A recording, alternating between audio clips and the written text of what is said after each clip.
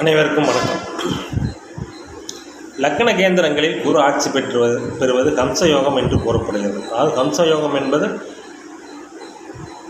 பஞ்சமகா புருஷ யோகங்களில் லக்கண கேந்திரங்களில் குரு ஆட்சி பெற்றுவது ஹம்சயோகம் என்று அழைக்கப்படுகிறது. அதே போலவே அந்த ஹம்சயோகம் தரும் குரு தனித்து ஆட்சி பெற்றிருக்கும் நிலையில் லக்கணத்தை தவிர பிற கேந்திரங்களில் 4, 7, 10ஆம் இடங்களில் ஆட்சி பெற்றிருக்கும் நிலையில் சில நிலைகளில் கேந்திராதிபத்திய தோஷத்தையும் 7ஆம் இடத்தில் தனித்து ஆட்சி பெறும் நிலையில் பாதகாதிபத்திய தோஷத்தையும் மாரகாதிபத்திய தோஷத்தையும் 10ஆம் இடத்தில் ஆட்சி பெற்றும் நிலையில் கேந்திராதிபத்திய தோஷத்தையும் தந்து, அதாவது நிலையற்ற திருமண வாழ்க்கையை நடக்காமை, தொழிலில் மேன்மையின்மை போன்ற பலன்களை செய்வார். அதே போல் லக்கணத்தில் குரு ஆட்சி உச்சம் பெறும்போது ஹம்சயோகம் முழுமையாக செயல்படும். தனுசு மீன லக்கணத்தில் குரு ஆட்சி உச்சம் பெறும்போது ஹம்சயோகம் முழுமையாக செயல்படும். அதே மேச லக்கணத்துக்கு 4ஆம் இடத்தில் குரு உச்சம் பெறுவதும் ஹம்சயோக பலன்கள் பூர்ணமாக கிடைக்கும். ஆனால் அங்கே சாரணத்தின் அடிப்படையில் பலன்கள் நடக்கும். அதாவது புதன் சாரத்தில் இருந்தால் பலன்கள் சரிவர நடக்காது. 6ஆம் அதிபதியின் சாரம் என்பதால் பூச நட்சத்திர சனியும் சாரம் ஒரு நல்ல நிலை அல்ல. புனர்பூச நட்சத்திரத்தில் அமர்வது ஒரு நல்ல யோக பலன்களை தரும். மற்ற லக்கணங்களுக்கு கன்னி, மிதுனம் போன்ற லக்கணங்களுக்கு அவர் 4, 7, 10ஆம் இடங்களில் ஆட்சி பெறும் நிலையில் கேந்திராதிபத்திய தோஷத்தை வலுவாக செய்வார் தனித்து இருக்கும் நிலையில். அதே சமயம் ஹம்சயோகம் அங்கே செயல்படாது. லக்னாதிபதியின் நண்பர்களும் தரும் யோகமே முதன்மையானது. அப்படியும் யோகம் செய்ய வேண்டும் என்றால் ஹம்சயோகத்தில் உள்ள குரு பகவான் பாவர்களின் தோர்மை பெற வேண்டும். ஹம்சயோகம் என்பது என்ன? அதாவது 4ஆம் இடத்தில் ஆட்சி பெற்றால் வீடு, வண்டி, வாகன வழியில் நல்ல மேன்மையான பலன்களையும் அம்சமான வாழ்க்கையும், அம்சம் சொல்லணும், அது எல்லாத்தையும் அனுபவிக்கிற ஒரு அம்சம் வேணும் அப்படின்றது அதுதான் அம்சயோகம். சரி, இந்த உதாரண ஜாதகத்தில் இது கேந்திராதிபதி தோஷமா அம்சயோகமா என்பதை விரிவாக பார்க்கலாம். இந்த ஜாதகர் பிறந்தது 12/4/1996 5 PM அளவில் பிறந்திருக்கார். கன்னி லக்னம், மகர ராசி, திருவோண நட்சத்திரம். லக்னத்தில் ராகு, 4ஆம் இடத்தில் குரு, 5ஆம் இடத்தில் சந்திரன், 7ஆம் இடத்தில் சூரியன், செவ்வாய், சனி, கேது, 8ஆம் இடத்தில் புதன், 9ஆம் இடத்தில் சந்திரன். இந்த ஜாதகத்துக்கு பார்த்திங்கன்னா சரியான பருவ வயதில் ராகு திசை வந்தது. ராகு திசை இந்த ஜாதகருக்கு ஒரு மாதிரியான மிக ஏற்றத்தையும் மிகுந்த இறக்கத்தையும் தந்தது. ஏனென்றால் ராகு அங்கே சனி செவ்வாயின் தொடர்பில் இருக்கிறார்.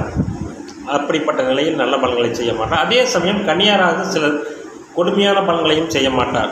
அதே போல் ராகுக்கு வீட்டு கொடுத்த புதன் குருவின் பார்வையில் இருக்கிறார். இங்கே புதனைப் போலவும் ராகு செயல்பட வேண்டும் என்பதால் வண்டி வாகனங்களை வைத்து ஓரளவு நல்ல முன்னேற்றத்தை தந்து பிற்பகுதியில் எல்லாத்தையும் பிடிங்கிட்டு விட்டுருச்சு. ராகு திசை அதாவது ஆரம்பத்தில் நல்ல பலன் செஞ்சீங்கன்னா பிற்பகுதியில் ஒன்றும் இருக்காது. ஆரம்பத்தில் நல்ல பலன் செய்யலைன்னா பிற்பகுதியில் சற்று மூச்சு விடும்படியான பலன்கள் நடக்கும் என்பதுதான் ராகு திசையின் தாத்பரியமே. இந்த அமைப்பில் தற்பொழுது குரு திசை ஆரம்பித்திருக்கிறது. குரு 4ஆம் இடத்தில் ஆட்சி பெற்றிருக்கிறார். இது ஹம்சயோகமா கேந்திராதிபதி தோஷமா?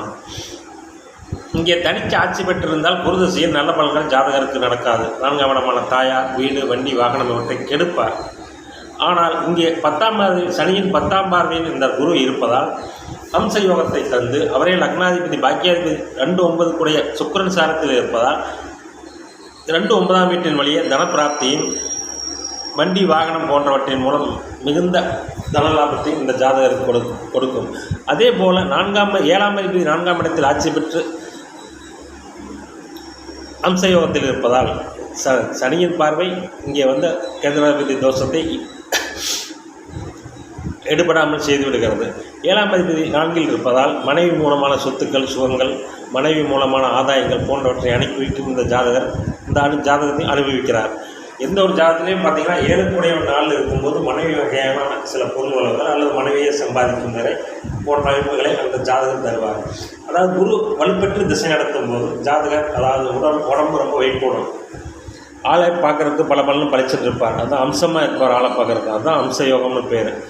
எல்லாவற்றையும் அனுபவிக்கும் அம்சம் ஜாதகருக்கு கிடைக்கும். வீடு, வண்டி, வாகனம் போன்றவற்றில் நல்ல பலன்களை குரு இந்த தசையில் தருவார்.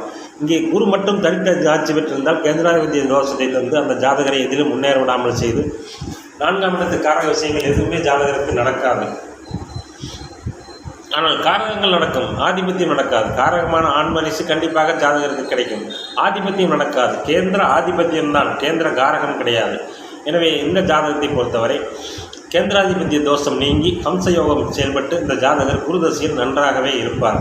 என்று இருந்தாலும் லக்னாதிபதிக்கு நண்பர்கள் தரும் யோகத்தைப் போல, அதாவது தனுசு மீன லக்னத்தில் பிறந்து குரு அங்கே ஆட்சி பெறுவதைப் போல இங்கே கன்னி லக்னத்துக்கு என்னதான் ஒரு யோகம் தரும் நிலையில் இருந்தாலும் யோகம் முழுமையாக செயல்படாது. யோகங்கள் பலன் கிடைக்கும், அந்த பலன்கள் முழுமையாக கிடைக்காது. தனிச்ச லக்கண கேந்திரத்தில் ஆட்சி பெறும் நிலை போல முழுவதுமான யோக பலன்களை குரு தரமாட்டார். ஆனாலும் இங்கே கேந்திராதிபத்திய தோஷம் அடிபட்டு போவதால் இந்த ஜாதகருக்கு குரு திசையில் மேன்மையான பலன்கள் 4ஆம் வீட்டின் வழியாக நடக்கும். ஜாதகர் ராகு திசையில் காதல் திருமணம் செஞ்சுக்கிட்டார். ஏனென்றால் சுக்கிரனை சனி பார்க்குறார், துலாம் சுபத்துவமாக இருக்குது புதனின் பார்வையில். பொதுவாகவே கன்னி லக்னம்னாவே காதல் வரும்.